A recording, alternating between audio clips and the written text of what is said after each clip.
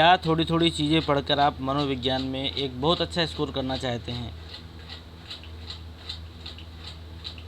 आपने मनोविज्ञान के इतने चैप्टर पढ़े होंगे, इतनी वीडियो देखी होंगी, लेकिन मैं गारंटी देता हूँ कि इसकी जैसी वीडियो आपने कहीं नहीं देखी होगी, क्योंकि इस वीडियो में आप वो सीखने वाले हैं जो परीक्षाओं में आता है। अध्यापक भर्ती की कोई भी परीक्षा हो, कोई भी का मतलब कहीं की भी हो, हर परीक्षाओं में ये प्रश्न आपके पूछे जाने वाले हैं। आज इन प्रश्नों में ज़्यादा नहीं 5 से 10 मिनट का समय लगेगा, और ये 5 से 10 मिनट में आपने जो कुछ भी सीखा है उससे आप कम से कम साइकोलॉजी के 50% प्रश्नों को हल कर सकते हैं। और यही प्रश्न रिपीटेड हैं, यही आते हैं। देखिए, सबसे पहला प्रश्न क्या है? मनोवैज्ञानिक या मनोविज्ञान का शाब्दिक अर्थ क्या है? तो ये है मन का विज्ञान। साइकोलॉजी शब्द की उत्पत्ति किस भाषा से हुई है? ये यूनानी भाषा से हुई है, इसे ग्रीक भी कहते हैं। साइकी शब्द का मतलब आत्मा से होता है। मनोविज्ञान किस शास्त्र का विज्ञान माना जाता है? तो ध्यान दीजिए, मनोविज्ञान को किस शास्त्र का भाग माना जाता है? तो मनोविज्ञान को दर्शन शास्त्र का भाग माना जाता है। अगला है, मनोविज्ञान मानव एवं पशु व्यवहार का विज्ञान है।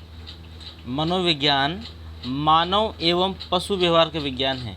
ये किस मनोवैज्ञानिक ने बोला है? ये आपका मोर्गन ने बोला है ये बात। अगला है, मनोविज्ञान व्यवहार का निश्चित विज्ञान है। ये किसने बोला है?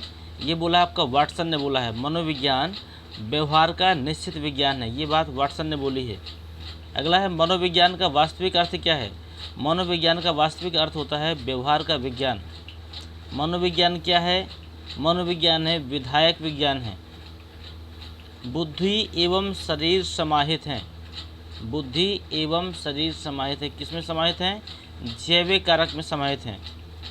व्यवहारवाद के प्रमुख प्रवर्तक क्या है? कौन है? तो व्यवहारवाद के प्रमुख प्रवर्तक हैं जे.वी. वाटसन। मनोविश्लेषणवाद के जनक थे। कौन थे? Sigmund Freud. तो ध्यान दीजिएगा, इन प्रश्नों को सिर्फ पढ़ना भर नहीं है, इनको नोट भी करना है। पूरी मनोविज्ञान का निचोड़ है ये।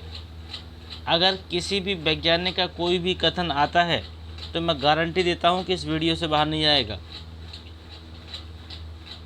और डाउट सबसे ज़्यादा कहाँ होते हैं? कथनों में होते हैं। किसने क्या कहा, किसने क्या नहीं कहा, किसके अनुसार परिभाषा क्या बनती है। ठीक है, तो डाउट हमारे कहाँ से शुरू होते हैं? डाउट इन्हीं से शुरू होते हैं, और समाप्त भी इसी वीडियो में होंगे आपके। अगला है आपका, मुझे बालक दे दीजिए। मुझे बालक दे दीजिए, तुम उसे जैसा बनाना चाहते हो उसे मैं वैसा बना दूंगा। ये बात किसने कही थी? ये बात भी वाटसन ने बोली है। अगला है, सिगमंड फ्राइड ने बोला है कि निम्न में से मन की 3 स्थितियाँ कौन सी हैं? तो मन की 3 स्थितियाँ हैं चेतन, अर्धचेतन और अचेतन। इसकी बात किसने बोली है? मन की 3 स्थितियाँ किसने बताई? सिगमंड फ्राइड ने। चेतन, अर्धचेतन और अचेतन। अगला है, इद, ईगो, सुपर ईगो। इद, ईगो, सुपर ईगो को मानव की संरचना का विभिन्न अंग कौन मानता है? इद, ईगो, सुपर ईगो, इसका ये जो मानव शरीर का विभिन्न अंग है, ये आपके फ्राइड ने माना है। किसके अनुसार केवल 2 मूल प्रवृत्तियाँ होती हैं? मृत्यु एवं जीवन। मृत्यु एवं जीवन, ये 2 मूल प्रवृत्तियाँ किसके अनुसार होती हैं? तो ये बात फ्राइड ने बोली थी, तो फ्राइड के अनुसार होंगी।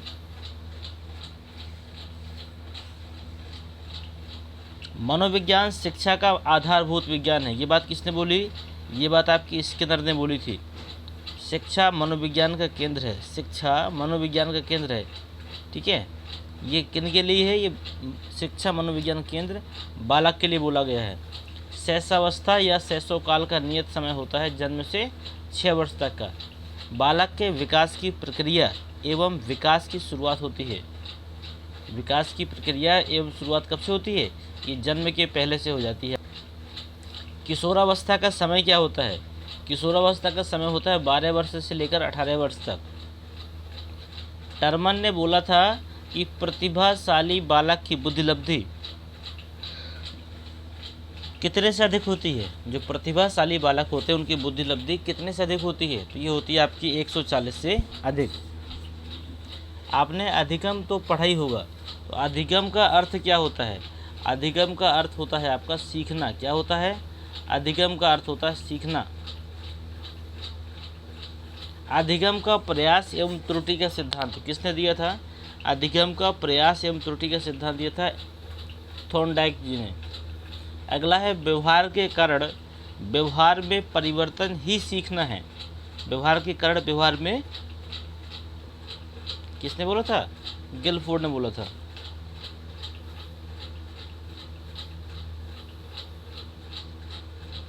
अगला है सक्रिय अनुबंध सिद्धांत किसका है? सक्रिय अनुबंध सिद्धांत है पावलोव का। अनुबंधन जिसे कहते हैं वही वाला है, पावलोव का है। उद्दीपन, उद्दीपन नहीं है, उद्दीपन है। उद्दीपन अनुक्रिया अनुबंध सिद्धांत या उद्दीपन का सिद्धांत किसका है? ये थॉर्नडाइक का है। क्रिया प्रसूत का सिद्धांत किसका है? क्रिया प्रसूत है आपका स्किनर का है। सूझ का सिद्धांत या सूझ सिद्धांत के प्रवर्तक कौन है? तो सूझ सिद्धांत के प्रवर्तक है आपके कोहलर। चिन्ह अधिगम सिद्धांत के प्रवर्तक, चिन्ह अधिगम सिद्धांत के प्रवर्तक कौन है? ये टालमैन है।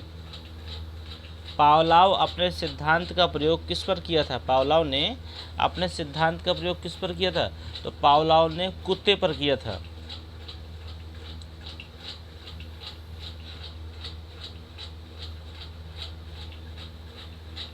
कोहलर ने अपने सूझ सिद्धांत किस में किया था? सुल्तान नामक चिंपैंजी था, उस पर इन्होंने अपने सूझ का सिद्धांत प्रयोग किया था। आप स्वयं बताइए, एक चीज़ मैं आपसे पूछना चाहता हूँ, क्या इस वीडियो में दिए गए प्रश्न आपके रिपीटेड प्रश्न हैं या नहीं हैं? क्या आपको इस वीडियो देखने के बाद ऐसा नहीं लगता है कि बार बार यही प्रश्न पूछे जा रहे हैं? परीक्षा कोई भी हो, अध्यापक भर्ती से जुड़ी कोई भी परीक्षा हो, प्रश्न यही है। ठीक है, तो क्यों ना हम पूरी किताब की जगह सिर्फ इस 10 मिनट के वीडियो को देखें और मैक्सिमम सिद्धांत आपके पास होंगे। ठीक है, तो बुक्स पढ़नी है, हम ये नहीं कहते, पुस्तकों से अच्छा कोई मित्र नहीं होता। पुस्तकें हमें जो ज्ञान देती हैं उसकी बात एक अलग होती है, लेकिन समय को देखते हुए एक पूरी पुस्तक का जो निचोड़ है, जो हमने निकाला अपने स्तर से, वो निचोड़ हम आपको देने का प्रयास कर रहे हैं। तो ये जो चीज़ें हैं, ये चीज़ें वास्तव में बेहतर हैं आपके लिए। अगला देखिए, स्किनर ने किस पर प्रयोग किया था? स्किनर ने किया था चूहा एवं कबूतर पर। और समीपता अनुबंध सिद्धांत के प्रवक्ता थे, समीपता अनुबंध सिद्धांत के प्रवक्ता थे आपके एडविन रे गुथरी। कहीं कहीं गुथरी नाम भी आता है केवल। अगला है थॉर्नडाइक ने किस पर प्रयोग करने का प्रयास किया था? तो थॉर्नडाइक ने अपना जो प्रयोग किया था वो बिल्ली पर किया था। देखिएगा, पावलोव कुत्ते पर कर दिया, कोहलर ने चिंपैंजी पर कर लिया, स्किनर ने चूहे पर कर लिया, थॉर्नडाइक ने किस पे किया? बिल्ली पर किया। अगला है प्रेरणा छात्र में रुचि उत्पन्न करने की कला है। ये बात किसने बोली थी? ये बात आपकी थॉमसन ने बोली थी। अगला है सामाजिक प्रेरक है। कौन है? सामाजिक प्रेरक है आत्मगौरव। और जैविक प्रेरक कौन है? ये आपका नींद है। सीखने की खेल विधि किसके लिए उपयुक्त है? बाल्यावस्था में। बाल्यावस्था में बच्चों को खेल विधि द्वारा ही अच्छी तरह सिखाया जा सकता है। पर्सनालिटी शब्द की उत्पत्ति कहाँ से हुई थी? लैटिन भाषा से हुई थी। अगला है पर्सनालिटी शब्द की उत्पत्ति किस भाषा से हुई थी? लैटिन भाषा से पर्सोना नाम के शब्द से हुई थी। अगला है व्यक्तित्व, व्यक्ति के व्यवहार की एक विशेषता होती है। ये बात बोली थी आपकी वुडवर्थ ने। किसने बोली थी? वुडवर्थ ने। व्यक्तित्व व्यक्ति के व्यवहार की विशेषता होती है, ये बात वुडवर्थ ने बोली थी।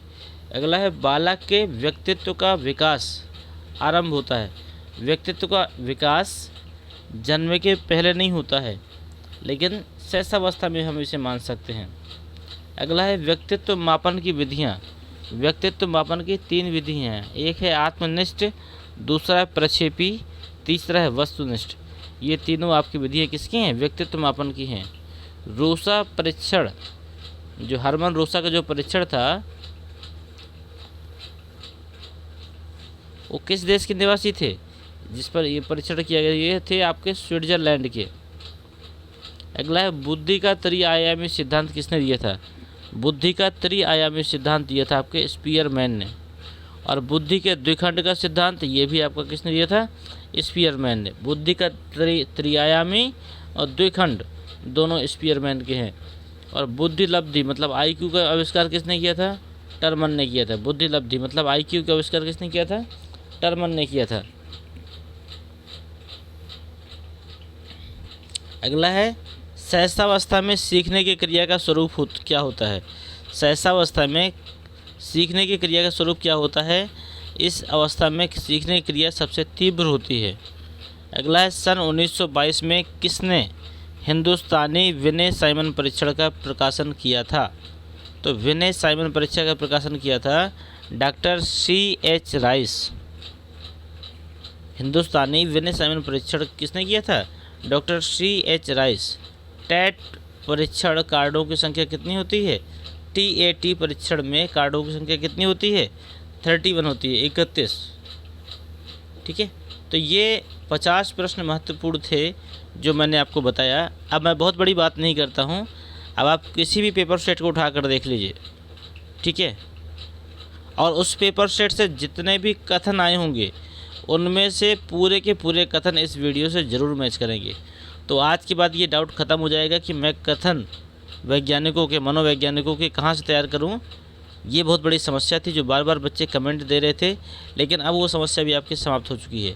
मिलते हैं अगले वीडियो में, तब तक के लिए आपको छोटा सा काम है कि यदि आपने अभी तक वीडियो को सब्सक्राइब नहीं किया तो कर लें, बेल आइकन को नहीं दबाया तो दबा दें, क्योंकि इस ऑनलाइन क्लासेस के माध्यम से आपको अध्यापक भर्ती परीक्षा से जुड़ी हुई हर तैयारी लगातार मिलती रहेगी। और हम भी चाहते हैं कि जैसे ही हमारा कोई भी वीडियो आपके लिए तैयार हो, आप तक सबसे पहले पहुँचे। धन्यवाद।